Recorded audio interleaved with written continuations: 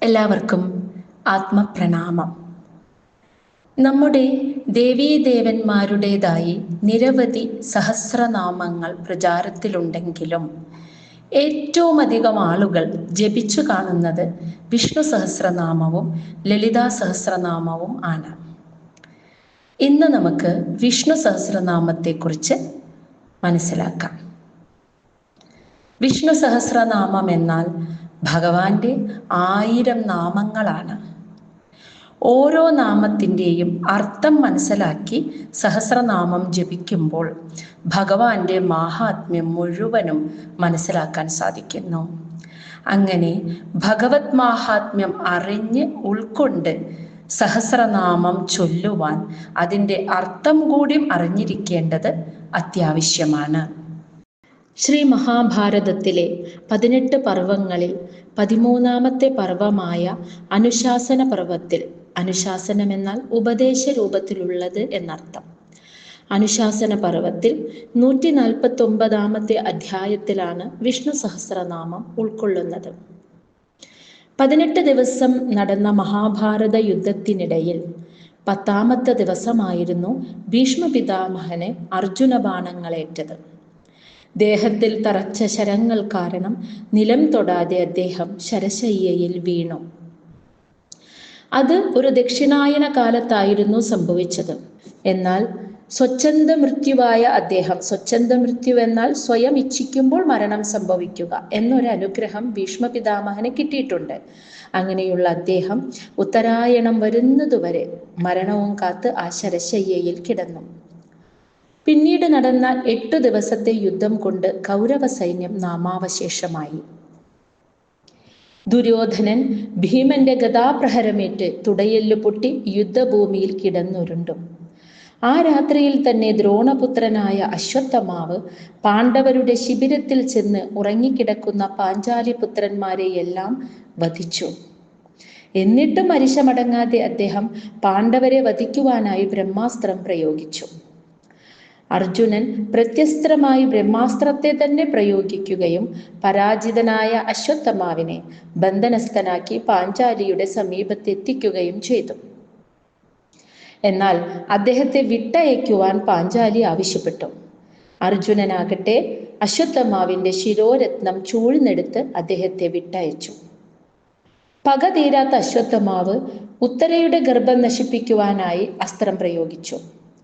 ഈ സമയം ഭഗവാൻ ശ്രീകൃഷ്ണൻ ചക്രായുധനായി ഉത്തരാഗർഭത്തിലേക്ക് പ്രവേശിച്ച് ഗർഭസ്ഥ ശിശുവായ പരീക്ഷിത്തിനെ സംരക്ഷിച്ചു.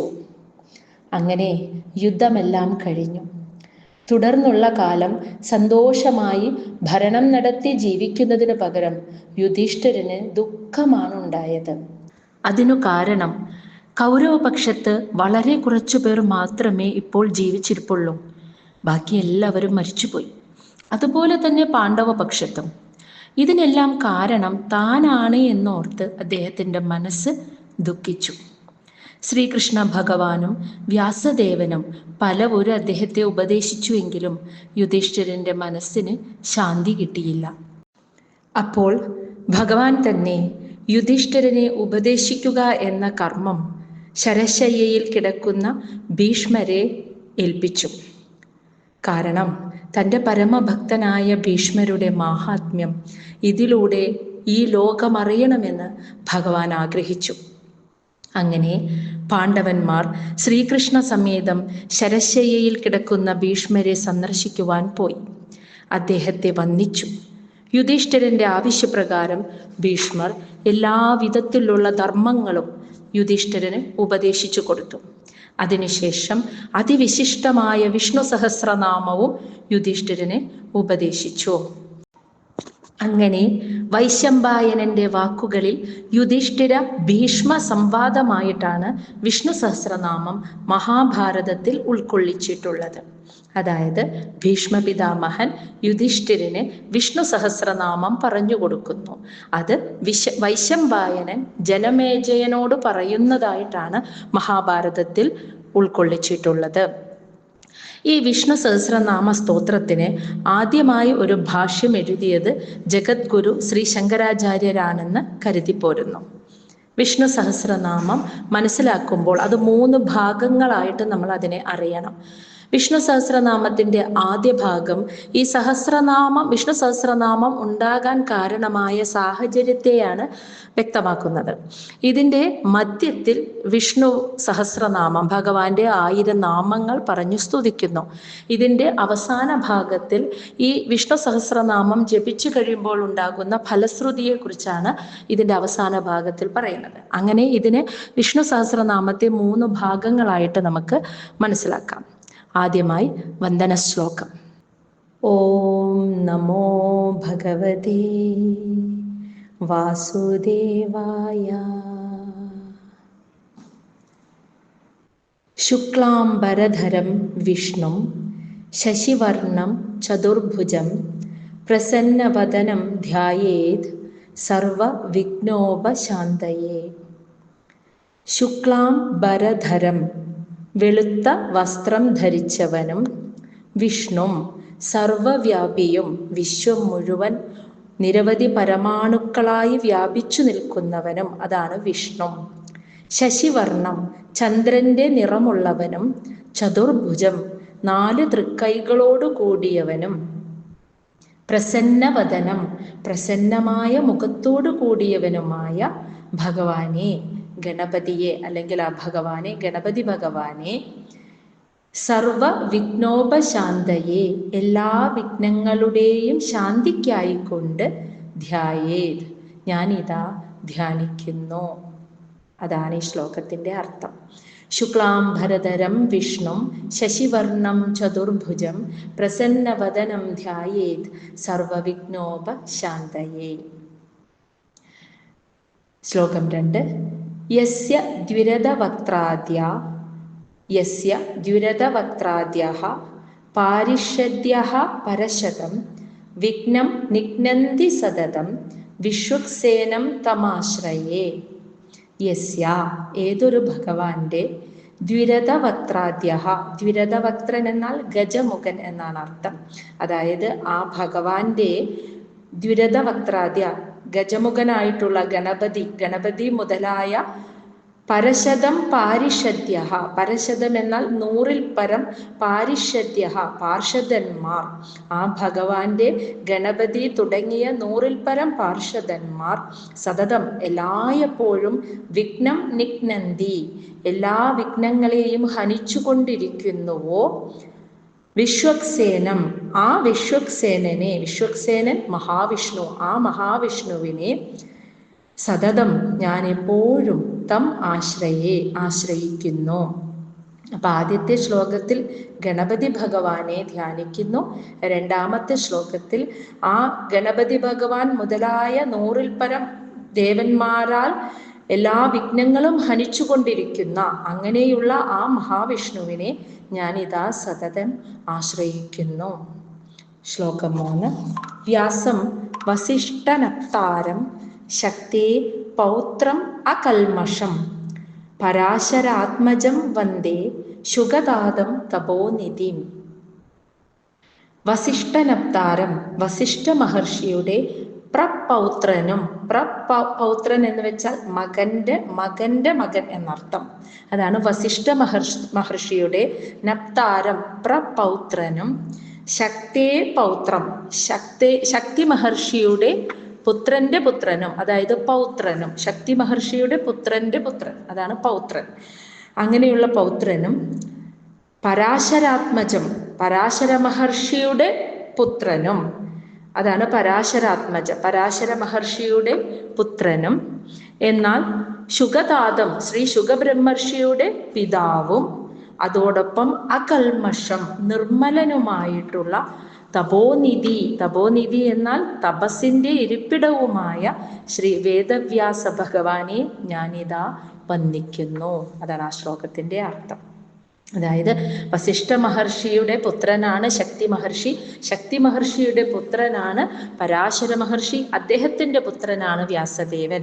അപ്പൊ അതാണ് പറയുന്നത്, വസിഷ്ഠ മഹർഷിയുടെ പ്രപൗത്രനും ശക്തി മഹർഷിയുടെ പൗത്രനും പരാശര മഹർഷിയുടെ പുത്രനും, എന്നാൽ ശ്രീ ശുഗബ്രഹ്മർഷിയുടെ പിതാവും അത്യധികം പരിശുദ്ധനും തപസ്സിൻ്റെ ഇരിപ്പിടവുമായ ശ്രീ ഭഗവാൻ വേദവ്യാസ മഹർഷിയെ ഞാനിതാ വന്ദിക്കുന്നു. അതാണ് വ്യാസം വസിഷ്ഠനപ്താരം ശക്തേഹേ പൗത്രമകൽമഷം പരാശരം ആത്മജം വന്ദേ ശുഗതാദം തപോനിധിം. ശ്ലോകം 4. വ്യാസായ വിഷ്ണുരൂപായ വ്യാസരൂപായ വിഷ്ണവേ നമോ വൈ ബ്രഹ്മനിധയേ വാസിഷ്ഠായ നമോ നമഃ. വ്യാസായ വിഷ്ണുരൂപായ, മഹാവിഷ്ണുവിൻ്റെ രൂപത്തിലിരിക്കുന്ന വ്യാസനായും, വ്യാസരൂപായ വിഷ്ണവേ, വ്യാസരൂപത്തിലിരിക്കുന്ന മഹാവിഷ്ണുവായും, വാസിഷ്ഠായ, വസിഷ്ഠ മഹർഷിയുടെ വംശക്കാരനായും, അതായത് വസിഷ്ഠ മഹർഷിയുടെ കുടുംബത്തിലാണല്ലോ, പ്രപൗത്രനായിട്ടാണ് വ്യാസദേവൻ ജനിച്ചത്. അതാണ് വസിഷ്ഠ മഹർഷിയുടെ വംശക്കാരനായും, ബ്രഹ്മനിധയെ, ബ്രഹ്മജ്ഞാനത്തിന്റെ നിധിയുമായിരിക്കുന്ന ആ വ്യാസായ വേദവ്യാസ മഹർഷിയെ ഞാനിതാ നമോ നമഃ നമസ്കരിക്കുന്നു. അപ്പോൾ വ്യാസദേവനായി അവതരിച്ചതും ഭഗവാൻ തന്നെയാണ് എന്ന് പറയുകയാണ്. മഹാവിഷ്ണുവിൻ്റെ രൂപത്തിലിരിക്കുന്ന വ്യാസനായും വ്യാസരൂപത്തിലിരിക്കുന്ന മഹാവിഷ്ണുവായും വസിഷ്ഠ മഹർഷിയുടെ വംശക്കാരനായും ബ്രഹ്മജ്ഞാനത്തിൻ്റെ നിധിയുമായിരിക്കുന്ന ശ്രീ വേദവ്യാസ മഹർഷിയെ ഞാനിതാ നമസ്കരിക്കുന്നു. ഇനി 5-ാമത്തെ ശ്ലോകം. അവികാരായ ശുദ്ധായ നിത്യായ പരമാത്മനെ സദാ ഏകരൂപരൂപായ സദൈകരൂപരൂപായ വിഷ്ണവേ സർവജിഷ്ണവേ. അവികാരായ, യാതൊരു വികാരങ്ങളില്ലാത്തവനും, അതായത് ശരീരത്തിനും മനസ്സിനും ഒക്കെയാണല്ലോ വികാരങ്ങൾ, മാറ്റങ്ങൾ ഉണ്ടാകുന്നത്. മനസ്സിന് പല പല വികാരങ്ങൾ വരുന്നു, ശരീരത്തിന് പല പല മാറ്റങ്ങൾ സംഭവിക്കുന്നു. അപ്പോൾ ഈ വികാരങ്ങളും മാറ്റങ്ങളും ഒന്നുമില്ലാത്തവനും, ശുദ്ധായ, മായയുടെ കലർപ്പില്ലാത്ത, സത്വരജ തമോ ഗുണങ്ങൾക്കും അതീതനായിരിക്കുന്ന, ശുദ്ധമായിരിക്കുന്ന, നിത്യായ, നിത്യനും, പരമാത്മനെ, പരമാത്മാവുമായ, പരമാത്മ സ്വരൂപിയും, സദാ ഏകരൂപരൂപായ, എല്ലായ്പ്പോഴും മാറ്റമില്ലാത്ത ഏകസ്വരൂപനും, അതായത് പരമാത്മ സ്വരൂപൻ എന്ന് വെച്ചാൽ ഒരിക്കലും മാറ്റമില്ലാത്ത ശാശ്വതമായ സത്യമാണത്. എല്ലായ്പ്പോഴും ഒരു മാറ്റവുമില്ലാത്ത ഏകസ്വരൂപനും, അതോടൊപ്പം സർവജിഷ്ണവേ, എല്ലാറ്റിനെയും ജയിക്കുന്ന സ്വഭാവത്തോടു കൂടിയവനുമായ വിഷ്ണവേ, വിശ്വം മുഴുവൻ വ്യാപിച്ചു നിൽക്കുന്ന ആ ഭഗവാനെ ഞാനിതാ നമസ്കരിക്കുന്നു. ആ നമസ്കരിക്കുന്നു നമ്മൾ അതോടൊപ്പം മനസ്സിൽ സങ്കല്പിച്ചുകൊണ്ട് ജപിക്കാം. ശ്ലോകം 6. യസ്യ സ്മരണ മാത്രേണ ജന്മ സംസാര ബന്ധനാത് വിമുച്യതേ നമസ്തസ്മൈ വിഷ്ണവേ പ്രഭവിഷ്ണവേ. യസ്യ സ്മരണ മാത്രേണ, ഏതൊരാളുടെ സ്മരണ കൊണ്ട്, ഏതൊരു ഭഗവാന്റെ സ്മരണ കൊണ്ട് മാത്രം, ജന്മസംസാര ബന്ധനാത്, ഈ ജന്മസംസാര ബന്ധങ്ങളിൽ നിന്നൊക്കെ, ലോക സംസാരം, ഈ ലോകബന്ധങ്ങളിൽ, കർമ്മപ്രാരാബ്ദങ്ങളിൽ നിന്ന് മുക്തി ലഭിക്കുന്നുവോ, വിമുച്യതേ, മുക്തി ലഭിക്കുന്നുവോ, അപ്രകാരമുള്ള പ്രഭവിഷ്ണവേ, എല്ലാത്തിൻ്റെയും പ്രഭുവായിരിക്കുന്ന ആ മഹാവിഷ്ണുവിനെ, വിഷ്ണവേ, വിശ്വം മുഴുവൻ വ്യാപിച്ചു നിൽക്കുന്ന സർവവ്യാപിയായ ഭഗവാനെ, അവിടത്തെ ഞാനിതാ നമസ്കരിക്കുന്നു. ഇവിടെയും നമ്മൾ ആ നമസ്കരിക്കുന്നു കൂട്ടിച്ചേർത്ത് ജപിക്കുക. ശ്ലോകം 7. നമ സമസ്തഭൂതാനാം ആദിഭൂതായ ഭൂഭൃതേ അനേകരൂപരൂപായ വിഷ്ണവേ പ്രഭവിഷ്ണവേ.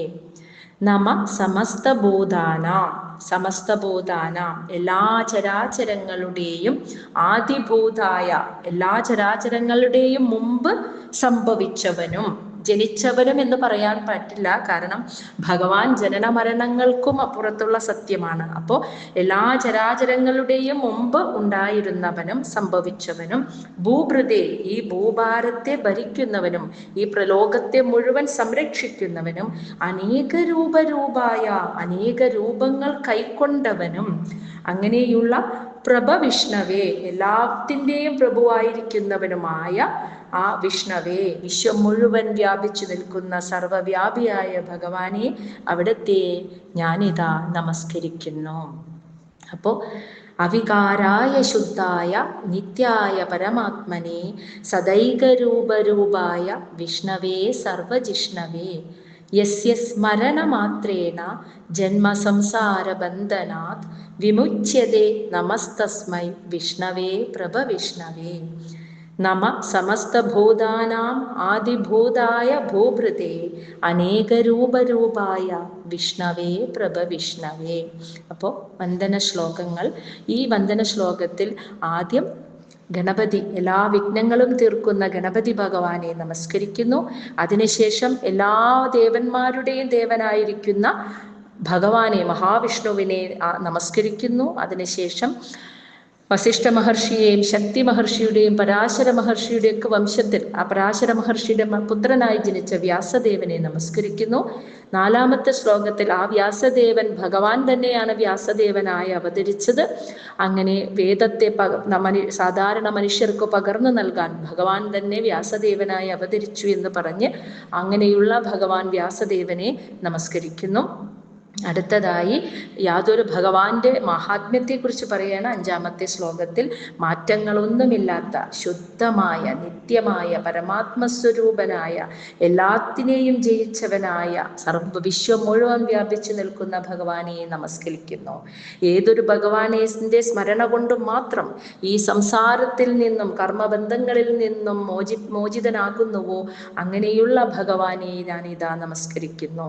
അതുപോലെ സർവചരാചരങ്ങളുടെയും മുമ്പ് സംഭവിച്ചവനും ഈ പ്രപഞ്ചത്തെ സംരക്ഷിക്കുന്നവനും അനേക രൂപങ്ങൾ കൈക്കൊണ്ടവനുമായ സർവവ്യാപിയായ ഭഗവാനെ, മഹാവിഷ്ണുവിനെ ഞാനിതാ നമസ്കരിക്കുന്നു എന്ന് പറഞ്ഞുകൊണ്ട് ഈ വന്ദന ശ്ലോകങ്ങൾ ഇവിടെ അവസാനിക്കുന്നു.